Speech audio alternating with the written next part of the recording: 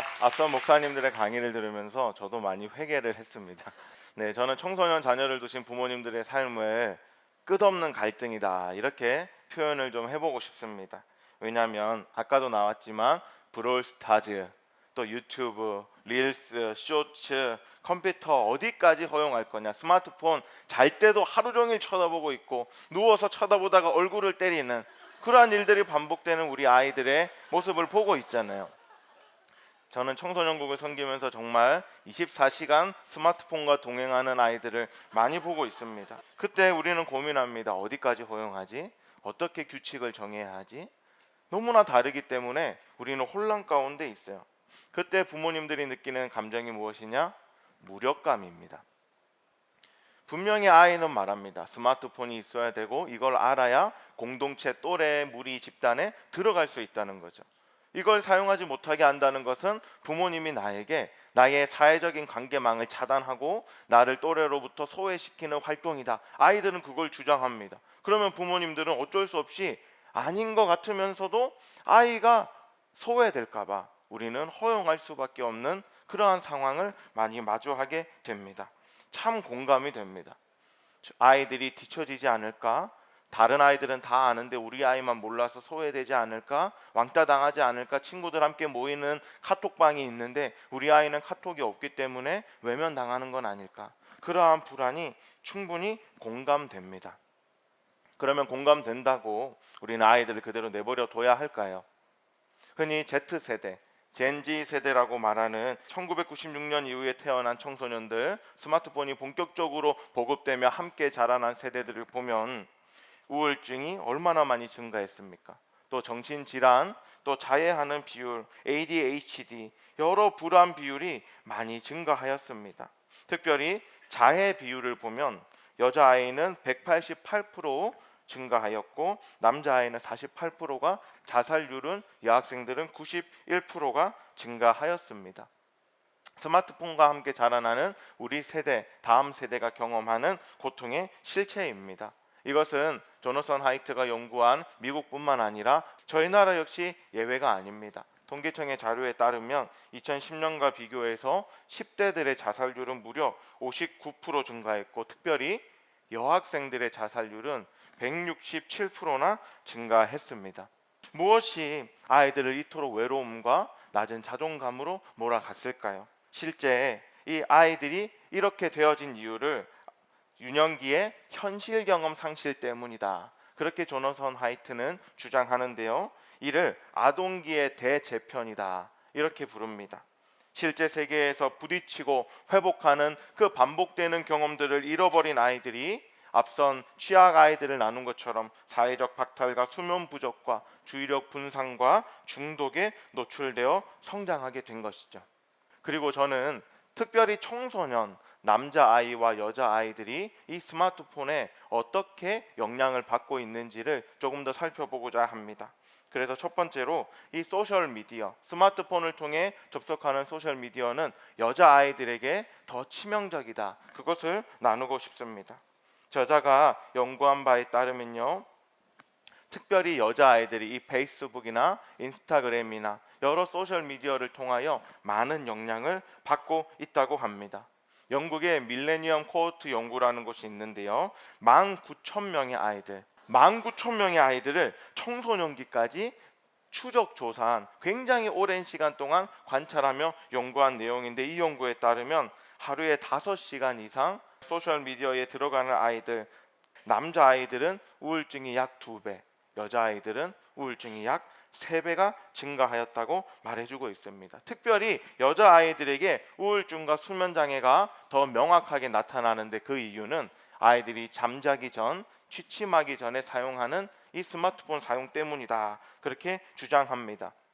그래서 왜 여자아이들에게 더 취약한지 몇 가지 이유를 살펴보자면, 그 첫 번째는 여자아이는 시각적 사회 비교와 완벽주의에 더 영향을 받기 때문에 그렇습니다.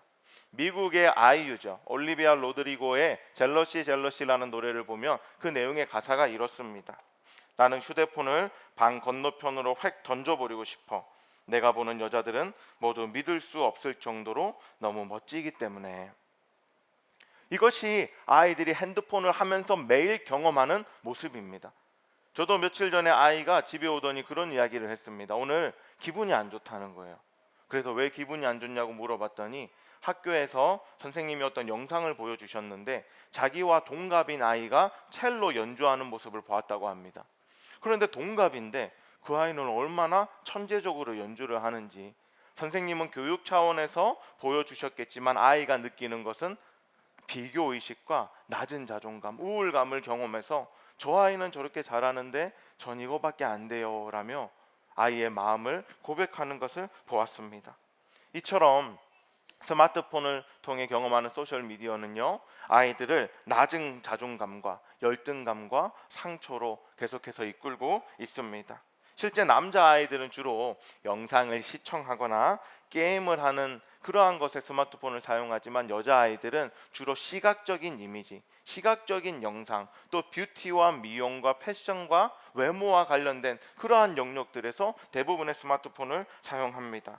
이렇게 보정 앱을 통하여 소셜미디어에 올라와 있는 다양한 여성들의 아름답고 만들어진 사진들을 보면서 아이들은 끊임없이 자기의 현실과 비교하게 되고, 이 비교는 마음을 지치게 만들고 결국 정신 건강에 굉장히 좋지 못한 영향을 주고 있는 것입니다. 물론 우리가 때로는 다른 잘하는 사람과 비교해서 동기부여를 받는 것은 우리의 성장에 굉장히 중요한 밑거름이 됩니다. 그런데 문제는 이것이 매일 핸드폰을 할 때마다 매 시간 아이들의 삶에서 반복 학습되어지고 있다는 겁니다. 그렇기 때문에 도저히 이길 수 없는 상황에 아이들이 내버려진 것이죠. 또 두 번째로 여자아이에게 취약한 이유는요, 바로 여자아이의 공격성은 더 관계적이기 때문입니다. 공격성이라고 말하면 마치 남자아이들에게만 해당되는 것 같습니다. 남자아이들이 몸으로 치고받는 공격적인 활동들이 상대적으로 더 많기 때문입니다. 그런데 여자아이들은 그렇게 몸으로 치고받는 공격성은 약할지 모르지만요, 이 여자아이들은 관계에서 누군가를 배제하거나 소문을 퍼뜨리거나 그런 소셜미디어 상에서 말하는 것으로 훨씬 더 공격적인 성향을 보이고 있습니다. 그래서 심리학에서는 여자아이들의 공격성은 훨씬 더 은밀하고 관계 중심적이다, 이렇게 설명을 합니다. 그런 이야기 들어보셨죠? 친한 친구였는데 톡방에서 무시당했어요. 언팔당했어요. 대부분 여자아이들에게서 이러한 내용들이 발생합니다. 사진에서 저만 빼놓고 올렸어요. 그러한 내용들이 대부분 이 관계적인 공격성을 가진 여자아이들에게서 벌어지는 내용입니다. 누군가를 비꼬고 조롱하고 눈에 보이지 않는 공격들이 너무나 많이 일어나고 있고, 여자아이들은 특별히 더 많은 영향을 받습니다. 그래서 저희는 복음을 믿는 부모로서 아이들에게 우리가 말하는 것이 누군가를 찌르는 칼이 될 수 있음을 알려줘야 하고, 온라인상에서 글을 통해서도 우리가 그리스도인됨을 기억하도록 잘 가르쳐주고 안내해야 되겠습니다. 또한 아이가 그러한 상처를 이미 가지고 있다, 낮은 자존감과 비교의식으로 괴로운 시간을 보낼 수 있다는 걸 기억하고 아이를 보듬어주고 위로하는 부모가 되어야 되겠습니다. 또 세 번째 이유를 살펴보자면요, 감정과 장애를 여자아이들은 더 쉽게 공유하기 때문에 그렇습니다. 감정이라는 것은 우리가 아는 말보다 느낌으로 더 빨리 전염됩니다. 아버지가 어두운 얼굴로 집에 들어오면 그것이 온 가족의 분위기를 좌지우지하는 것을 우리가 보죠. 연구에 따르면 감정은 바이러스처럼 퍼지는데 특별히 부정적인 감정은 더 빨리 더 강하게 퍼진다고 합니다. 그래서 이 여자아이들은 굉장히 좋은 장점이 있어요. 공감하는 능력이 굉장히 뛰어나죠. 그런데 부정적인 영향, 우울감에도 공감하는 능력이 훨씬 뛰어납니다. 그리고 이러한 공감하는 능력, 누군가 우울하다고 소셜미디어에 올렸다, 그러면 그것에 나도 우울하고 나도 그 감정을 공유할 때 이 아이들은 연결되었다고 느낀다는 거예요. 그래서 친구들 중에 누군가가 우울하거나 힘든 사건을 만나면 아이들이 같이 우울합니다. 왜냐? 그 우울함을 공유해야 연결되어졌다고 느끼기 때문에 그렇습니다. 그래서 아이들은 스마트폰과 소셜미디어를 통해 좋아요를 반복해서 누르고 격려하는 내용들을 남기면서도 사실은 그 감정을 마음에 계속해서 담게 됩니다. 어떤 친구가 그렇게 말을 했다고 해요. 나도 슬퍼야 친구들과 연결된 느낌이에요. 다 친구들이 슬픈데 나만 기쁘다고 하면 뭔가 소외당하는 것 같아요. 이 말이 굉장히 무서운 말입니다. 왜냐하면 우리 아이들이 연결되어져 있는 공동체에서 우리 아이들이 경험하는 감정이라는 것이 우울함과 잘못된 방향으로 흘러간다면 얼마나 그것이 자라나 부정적인 영향을 우리에게 주겠습니까? 그래서 저희 부모님들은 꼭 아이들에게 감정이 어떤지를 묻는 것, 그것에서 더 나아가서 하나님 앞에 아이들이 그 감정을 다룰 수 있도록 기도해 주어야 하고, 부모님들이 그 감정을 평가하고 분석하고 원인을 판단하기보다는 그저 받아주고 함께 기도함으로 그 감정을 믿음 안에서 해소할 수 있도록 인도해 주시기를 부탁을 드립니다. 또 네 번째로 여자아이들이 위험한 이유가 있는데요. 바로 여자아이들은 약탈과 괴롭힘, 범죄에 더 취약하기 때문에 그렇습니다. 소셜미디어는 아이들을 서로 연결시켜 주기도 하지만 동시에 범죄자와 아이들을 1초 만에 연결시켜 준다. 몇 년 전에 저희 나라를 떠들썩하게 만들었던 N번방 사건, 여기도 보면 수많은 여성들의 피해자가 있는데 그 중에 대부분이 미성년 여학생들이었습니다. 이 소셜미디어의 비교 가운데 살아가는 아이들이 그 매체를 통하여 범죄자들에게 노출이 되고, 아, 너 예쁘다, 연예인 해볼 생각 없니? 비교만 하다가 칭찬받는 것에 익숙하지 않은 아이들이 그러한 일에 훨씬 더 쉽게 마음을 열고 노출되고 범죄에 빠지는 것, 그것을 우리가 보게 됩니다. 그래서 꼭 아이들에게는 단순히 이 미디어를 차단하는 것뿐만이 아니라 아이들이 정말 하나님 안에서 누군가 평가하지 않아도 이미 존재만으로 소중한 가치관을 가진 아이라는 것을 알려줘야 됩니다. 그리고 그것을 가정에서 알려주는 게 쉽지 않으면요, 교회로 계속 보내셔야 돼요.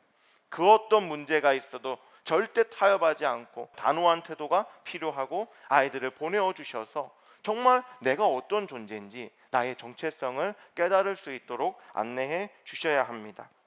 어떤 부모님은 이렇게도 말씀하세요. 에이, 괜찮아요. 우리 아이는 인스타 친구가 500명도 넘어요.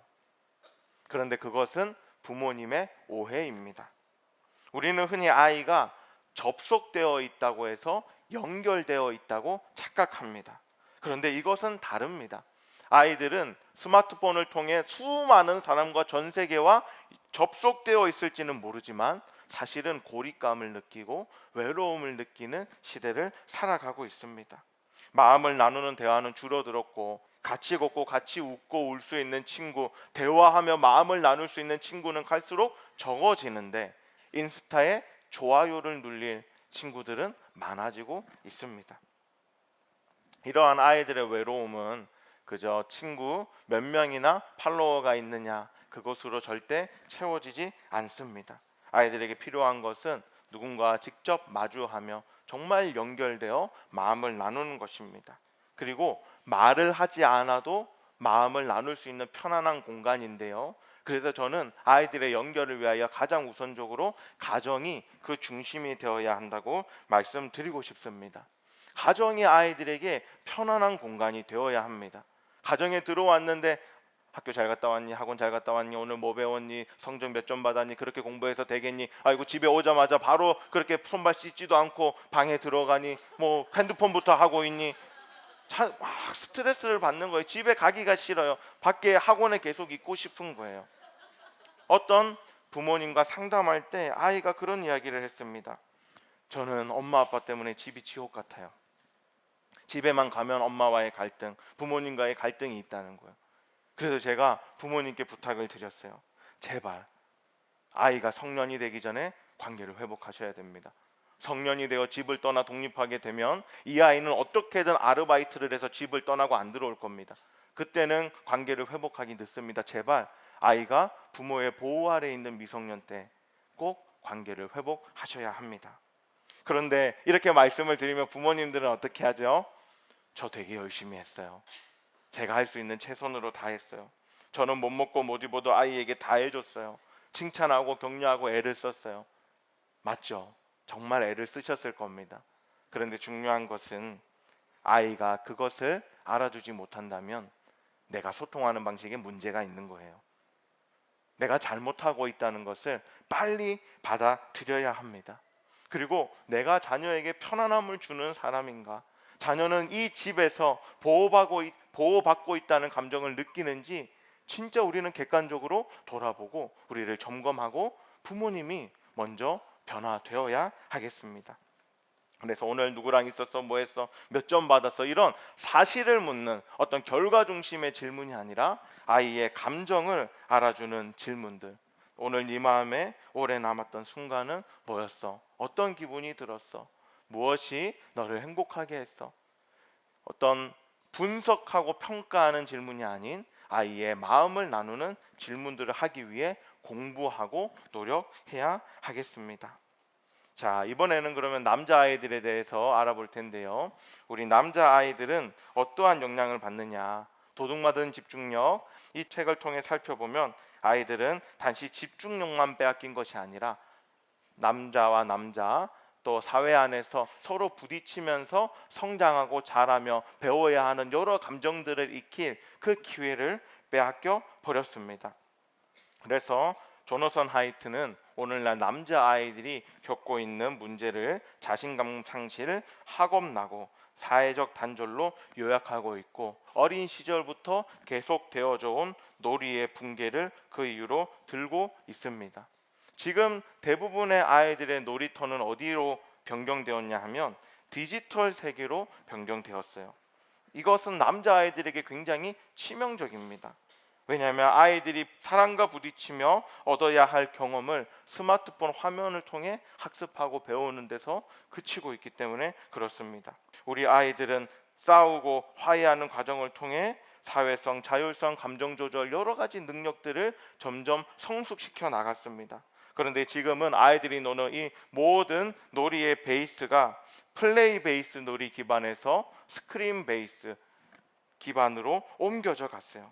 지금 아이들은 유튜브와 게임과 틱톡을 통해 우리가 경험을 통해 직접 피부로 부딪히며 배워야 할 것들을 스마트폰 영상을 통해 머리로만 학습하는 시기가 되었습니다.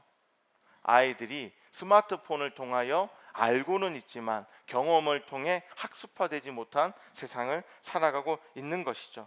이 남자아이들은 정말 신체적 활동이 너무나 중요한데 지금 학교는 어떻습니까? 갈수록 체험학습이 없어지고 있어요.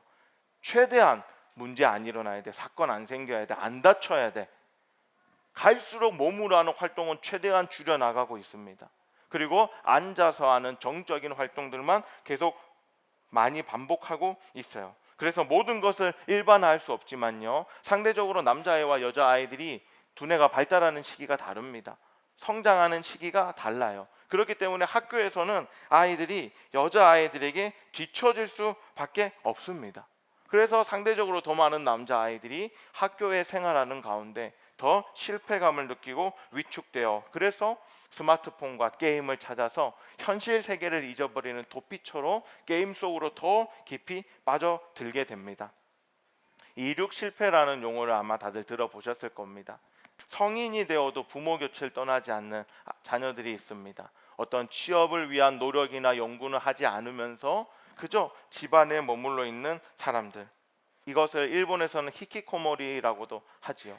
이러한 사람들이 늘어나고 있는데 그 중에 상당수가 남자 학생이다, 남자 청년이다, 그렇게 이야기하고 있습니다. 아이들이 계속 방에만 있다면요, 부모님들은 고민하고 기도하셔야 돼요. 우리 아이가 세상으로 나갈 힘을 잃어버린 건 아닐까? 우리 아이가 관계 속에, 갈등 속에 들어갈 힘을 잃어버린 건 아닐까? 그러한 일이 오기 전에 이 이륙 실패의 자리가 하나님의 은혜 안에서 다시 도약하는 시작점이 될 수 있도록 우리 부모님들 같이 기도해 주시고 공부하시고 고민하시고 필요하다면 많은 분들과 상담까지도 받으셔야만 합니다. 저희 아이가 어릴 때 둘째가 4년이 넘게 언어 치료를 받았습니다. 그것이 너무나 감사했어요. 왜냐하면 자녀의 변화는요, 부모가 빨리 인식하고 빨리 부모가 변화되고 결단될 때 자녀의 변화가 시작되거든요.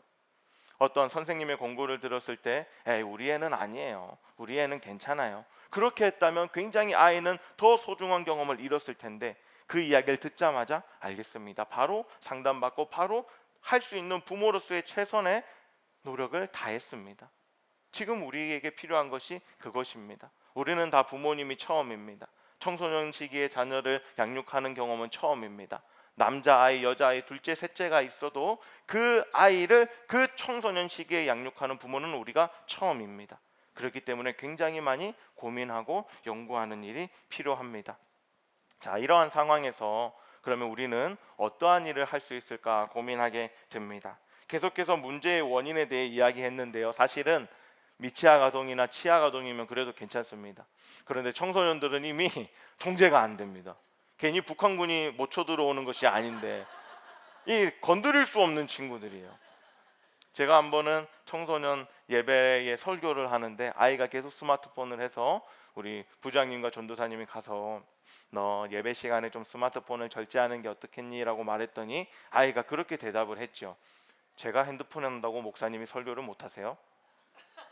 와, 똑똑하네. 야, 너 큰 사람 되라. 정말 그쵸, 맞는 말이죠. 통제가 안 되는 시기의 아이들을 우리는 마주해야 됩니다. 그래서 어떻게 해야 되나 참 고민이 많이 되실 것 같아요. 그래서 첫 번째 원칙은요, 바로 디지털 규칙을 다시 세워보는 것입니다. 부모님들이 자녀와 함께 핸드폰을 절제하기 위한 노력을 하셔야 돼요. 우리 부모님들 스마트폰 몇 분이나 아십니까? 아니, 나는 말씀 듣는 거지, 난 찬양 듣는 거야. 동행일기 써. 저희 아내가 잘 때마다 핸드폰에서 제가 뭐해? 그러면 동행일기 써. 맞아요. 그런데 우리 부모님들도 절제가 필요합니다. 아이들과 함께 있을 때 하지 않는 모습을 보여줘야 합니다.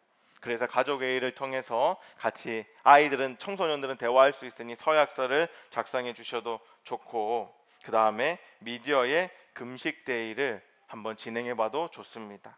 그리고 소셜미디어를 신앙적인 도구로 활용하기 위해서 계속하여 동행일기를 같이 쓰시거나 같이 설교를 들으시거나 그러한 활동들을 해보셔도 좋을 것 같고요. 무엇보다 가장 추천하는 것은 함께 가정 예배를 드리는 것, 정말 부탁을 드립니다. 우리 부모님들이 아이가 어떻게든 힘을 내라고 아침 먹이려고 하고 어떻게든 아이가 숙제할 수 있게 도와주잖아요. 그만큼 아이들의 정서적인 건강을 위해 가정 예배를 드리며 마음을 나누는 것, 싫고 어색하고 힘들어해도 반드시 도전해 보시기를 축복합니다. 또 두 번째로 자녀와의 관계 개선을 위한 노력이 필요합니다. 가르침보다 기다려주시고 대화보다는 공감하기 위해 부모님들이 노력하셔야 돼요. 저도 아이들과 세대가 안 맞습니다. 너무 차이가 나요. 어떻게 하면 아이들과 대화할 수 있을까? 어떻게 하면 아이의 흥미를 끌 수 있을까?